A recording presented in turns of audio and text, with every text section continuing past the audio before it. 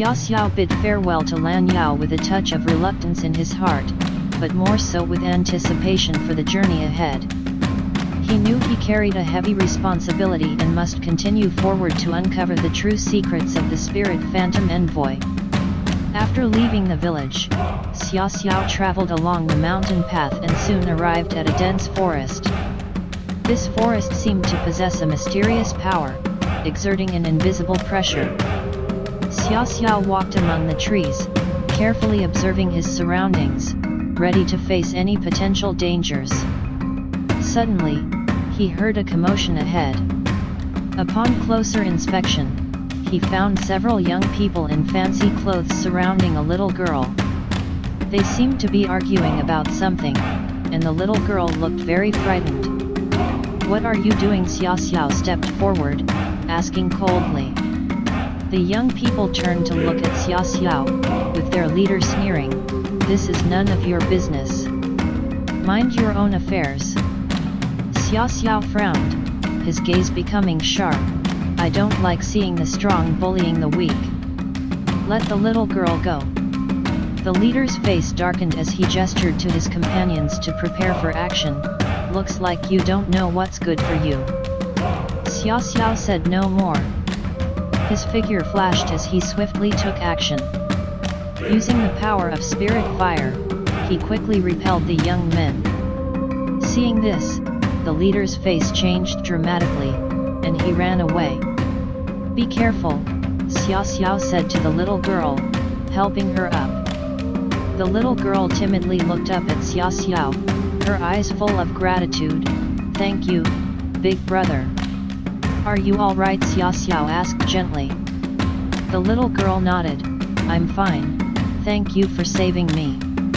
Xia Xiao smiled and said, "You're welcome. Why are you here?" The little girl lowered her head and said softly, "I got lost and can't find my way home." Xia Xiao nodded, feeling a touch of compassion. "Don't worry, I'll help you find your way home." He held the little girl's hand and continued on. Soon, they came to a small river. The water was crystal clear, and the surrounding scenery was breathtakingly beautiful. The little girl seemed to relax a bit, a smile appearing on her face. "Where do you live?" Xia Xiao asked. The little girl pointed to a distant mountain peak and said, "My home is on the other side of that mountain." Xia Xiao nodded, deciding to escort her home. Along the way, the little girl told her story. Her name was Xiao Yun, and her parents ran a small farm on the other side of the mountain.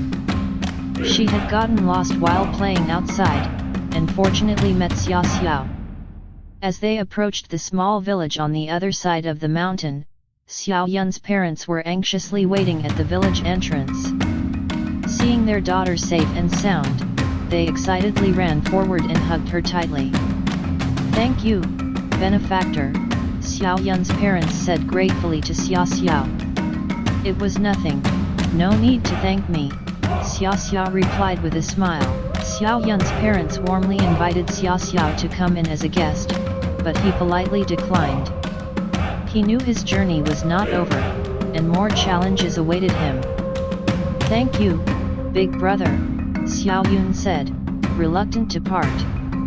Xia Xiao patted her head gently and said, "Take care of yourself, and don't get lost again." Bidding farewell to Xiao Yun and her parents, Xia Xiao continued his journey. He felt that his spirit had been purified during this journey, becoming more determined and stronger. The path ahead was still full of unknowns, but he believed that as long as he persevered, he would surely fulfill his mission and become a true Spirit Phantom Envoy. As Xia Xiao walked along the mountain path, night fell once again. He looked up at the starry sky and silently made a wish. He knew that the future journey would be even more difficult, but he was ready to face every challenge and uncover every secret.